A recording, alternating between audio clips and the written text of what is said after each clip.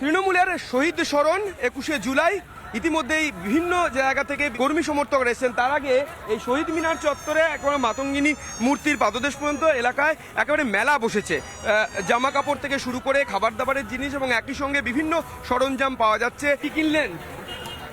দাদা কেনাকাটি হয়নি, এই যে কিছু ফুল নিয়েছি, এই ঘোরা হচ্ছে, এখন সভা চালু হচ্ছে, সভা দিয়ে যাচ্ছি।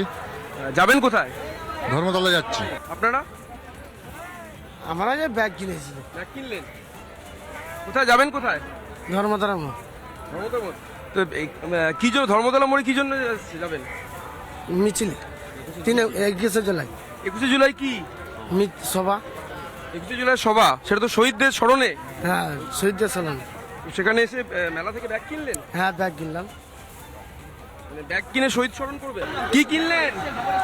এখানে এসে অনেক কিছু কিনলাম, জুতা কিনলাম, ছাতা কিনলাম।